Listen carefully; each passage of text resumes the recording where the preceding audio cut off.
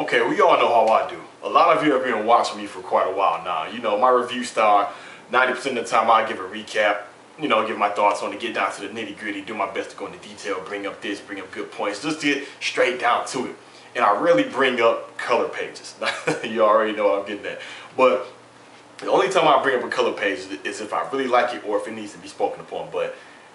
And this is a scenario to where I need to speak upon this Orihime's breast. Now, we seen this outfit last week, but now that we got a close-up of it and it's in color, and some of you follow me on my fan page, I spoke about this on my fan page, but for the ones who didn't read it, I mean, it's evident that I guess her damn motivating breasts have been doing some training as well. I mean, her hairpins got bigger, so did her breasts. Look like them damn triple E's or something. I don't know if she's up there with Rangiku or Halibel, but that's just crazy. How can she, I mean, how is that even, I mean, I know she's not really quote-unquote a fighter. She's more of a support class or character, you know, as you will. But that's not even battle attire. Now, I'm not complaining about the amount of cleavage that's being shown. I mean, don't get me wrong, but at the same time, it's just like, what the hell is it? It's clearly evident that Kubo, he has a breast fetish for these big old Gundam size Attack on Titan breasts that Orihime has. And I don't know if you noticed this. It probably has nothing to do with her power, but I noticed another pen design right here in her outfit, but who knows, whatever. So anyway, it's me, Captain Vibes with HB Live Action. You already know what it is. Here to bring you, yes, another Bleach chapter review, another week. So this is Bleach chapter 587 titled, yeah, I know, The Headless Star 6. Now, like I said chapters ago, I think this is going to go up to 8, and right now we are right on track. I think it's going to go up to 8 in representation of the 8 Star Knights that are fighting the 6 Soul Reaper, excuse me. Now, we see Ichigo, yes, he's still looking up at the sky, hollering at Uryu, you know, telling him to come back, you know, why are you joining them? And we see once Hashwalth and them leave up to the Royal Palace, it makes a big shockwave, knocks everyone back, including Chad and Orihime. Now, at the time it starts to rain, you see Orihime, she's covering up herself from the rain, as Ichigo's just sitting there. It's just quiet, sitting and sitting. You know, that's when we see Chad, this motivator, he picks up Ichigo, tosses him right to a building. Now, at this point, you can see it has a slight style of comedy relief with the way Ichigo's face is, and little things like that slightly annoy me. And I'm going to get into that later on with this chapter. So, Chad basically tells Ichigo, look, me and Orihime, we're just that surprised to see Uryu, you know, siding up with the other Quincy's. You know, we're disappointed as well, but sitting around moping about it, it's not going to change anything. We have to do what we have to do. Now, I did really like that about Chad. Now, another thing on Ichigo's part, we see this was a slight mild case of what we are used to Ichigo doing. When I say that, we see Ichigo, he'll be just paralyzed in disbelief. He'll go in depressed mode. He'll get just sad and down and out and just discouraged about things, but it wasn't as much as we've really seen it before. Like, he was just sitting there thinking, just quiet, like, damn. He wasn't crying, you know, he was just sitting there thinking, like, man. But you see Chad, he had to physically give him that wake-up call, like, look, we don't have time for this. There's a war going on. We don't have time to sit and think. And the thing is, he go on to talk about if Uryu, you know, he must have thought about it long and hard to, you know, join the Quincy's like that. But we all know his secret motive. Well, we see Hashwalth sniffed it out. It's not fully confirmed. You know, Uryu, he didn't deny it or confirm it. But when you're undercover, I mean, you know, it's up to you if you want to roll with the punches or not. So the thing is, he goes on to say with Uryu, Ichigo, he can rather go on and bring him back by force, whether he has a justifiable reason or not. And Chad, you know, he goes on to agree with that. But Urahara, he comes into the mix. And the thing is, if Urahara would have showed up just seconds earlier, who knows how that would have played out, because he always has tricks up his sleeve. He probably could have did something to negate or disrupt that whole teleportation thing, whatever the hell they did to get up there to the Royal Palace. And he offers a way for Ichigo and Chad and Orihime to get up to the Royal Palace to go after Juhai. And the thing is, it cuts to Renji. And yes, we see he is in he's in Bunkai, because we see he's holding up a rock, and we see that baboon skeletal arm holding up the rock as well. We see the tail around Renji's waist. And the thing is, Rukia confirms that the shockwave split everybody up. That I did like. And then we see they're confronted by bazz-b. And, you know, bazz-b, he overhears Rukia saying, like, hey, I'm disappointed that Uryu, joined the Quincy's. And it's come to find out, well, we all knew they didn't like Uryu, but he also confirms that not only does him and the rest of the Quincy's do not like Uryu, they want to stop him as well. Like, they want to kill him. They don't care about him because the first time Juha announced Uryu as the new successor, they're looking like, who is this new guy? Like, Juha just announced this new motivator. He's going to be as the successor. They weren't having that. So I wasn't too surprised that, bazz-b was talking about killing Uryu. But the thing is, I do like how Renji stated that he said, we don't need your help to take down Uryu. I mean, we can do it by ourselves, because bazz-b did say, hey, we might as well team up to do it. We're after the same thing, And the thing is, I did like that, because I would love to see Renji versus Uryu. I would love to see that. Now we see bazz-b, yes, he's still in his Vol standing, his final holy form. And this is the part, I'm very picky about with any series. The little comical part. Yes, we see Renji, he calls bazz-b a rooster, And at that point, we see that's when bazz-b gets pissed, because Renji, he's going to talk about his mohawk, and that's when bazz-b goes to compliment Renji on his eyebrows. Renji is surprised by the whole fact of the matter. He thinks Renji is cool. But this is my thing. The reason why I don't like situations like this, yes, it was for comic relief. I don't mind comedy or silliness in an anime or a manga. I don't mind it. But when it's during a battle, when it's a life or death fight or situation, or doing a war, no, I feel there's no time for that in battle. I mean, it's just no time for it. I mean, these people are fighting for their lives. They're trying to kill you. bazz-b is trying to kill them. Rukia and Renji and the rest of the Soul Reapers are trying to kill the Quincy's.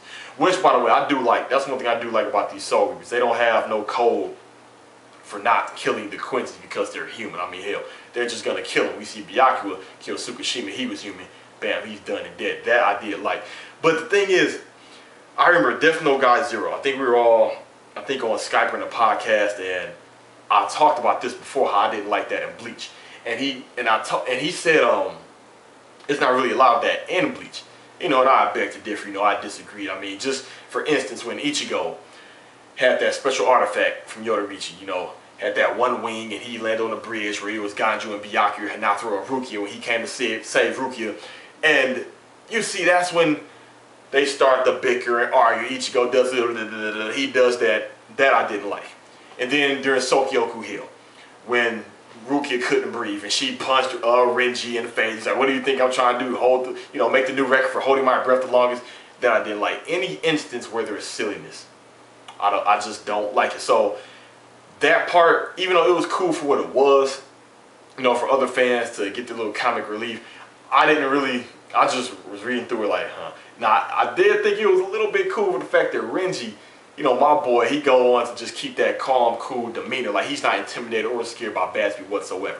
And like I said, I caught it a few chapters ago. I did say I see Ikaku or Renji fighting bazz-b. That I did call. So we see bazz-b. He goes on to do Burner Finger 4. And if you notice, bazz-b, when he first approaches Renji and Rukia, he's in his final holy form. And then when he does the Burner Finger, he's not in his final holy form. I swear he's not. Maybe you all can see it. I didn't see the little star halo. I didn't see his wings. He's just pointing like this. But the way his Burner Finger 4, man, it does look sweet. It's like just a fire blade, man. I do like the way it looks, the pose, the picture and everything. And I'm not big on mohawks, man. I'm really not. Those are one of the hairstyles I do not care about. But the way that pose bazz-b was in, I did like that. Now, why didn't he just go ahead and do Burner Finger 10 and get it over with? Who knows? Speaking of which, it makes you wonder, when he caught Ichigo, and did Burner Finger, why did he only do Burner Finger 1? He shouldn't just, what? When he had him on hold, he should have just said Burner Finger 5. But anyway, whatever, whatever. So when he fires that Burner Finger, Renji, he did look surprised. Man, when you see the amounts of damage, that explosion, man, that's one thing I like about Kubo and any other artist that does this, where it gives you a general idea of how catastrophic the amount of damage is, or the explosion. Like, you see them tall ass buildings, and then you see the explosion effect that's way taller. How tall is it? I don't know. We all know I don't do that retarded mess. Like, okay, well, that building looks like it's 84 meters tall, so that explosion has to be approximately 130 kilometers. So by that stupid stuff killed me, man. Making freaking size adjustments by damn manga panels. But anyway, After that, we see, yes, it cuts over to the Royal Palace. And it's like we see Juha, Hashwath, and Uryu. They bust in there, and by them just going in there, it just caused all this damage. You see pillars and pieces of ground breaking and shattering, and it says to be continued.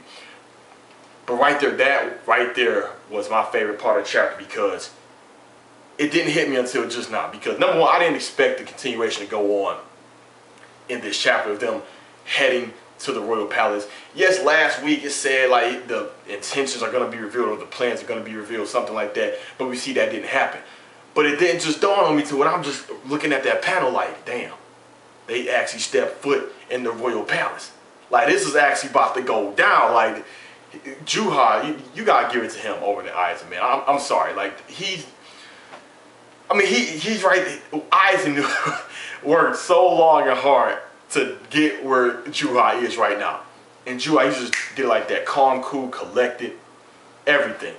Just made his way there. Now, it makes me wonder, though, without Hashwath, would he have been able to make his way to the Royal Palace? Because he told Hashwath to open up the key. Unless he was just doing that like, you know, I'm the big boss, do what I say, I give you an order, you're going to do it. Maybe that's the case. But I'm just like, man, now we see the Royal Guard is to protect, you know, the Spirit King. So is Juha going to be able to wipe out the whole Zero Squad? Now, hear me out now. You see, I've read in an interview, Kubo stated, Old Man Yama is powerful enough to join Squad Zero, but if he was to join Squad Zero, it will be nobody else strong enough to rightfully take his place. Now, yes, we see Shunsui took his place, but that was just by default. You know, I guess it was by seniority. Or maybe it was no, it couldn't be a level of power. Because some will say Kenpachi is stronger than Shunsui, but we don't know. We don't get to see his bucket. That's for a whole nother debate. But anyway, what I'm getting at is we see what Juha did to Old Man Yama. We see what he did. So these other guys, not true enough, yes, he's outnumbered. Even with Hashwath and Uryu, he's still outnumbered. But we still don't know what Hashwath can do. We still don't know all the extent of what Juha can do. He still has his final holy form, and he still has Old Man Yama's Bunkai, plus his blue vein, blue army, and all those other little tricks and techniques he did on Old Man Yama. Plus Uryu is in the mix now, and who knows what he can do. So this is going to be a very interesting fight. It really is. I hope it does be a fight. But either way, when if Ichigo gets there, I wonder when is he going to get there. Is he going to get there during the fight, after the fight, or before the fight? Either way, just imagine I just would never imagine this. We have Ichigo get ready to confront Uryu and fight Hashwath, possibly Juha, in the Royal Palace. I mean, no one predicted this. That's one thing I do like. When Kubo does pull something that surprises everyone, man, he can surprise the hell out of you, because everyone has their predictions. Grimjow and Hashwath. Let's see. Another prediction that Aizen and Ichigo are related. You know, things of that nature. And I love it when the predictions that are spread all across the Bleach fan base that seem so heavy and so predictable end up to be wrong, because it brings like a new, fresh, exciting feeling when you're reading the chapter.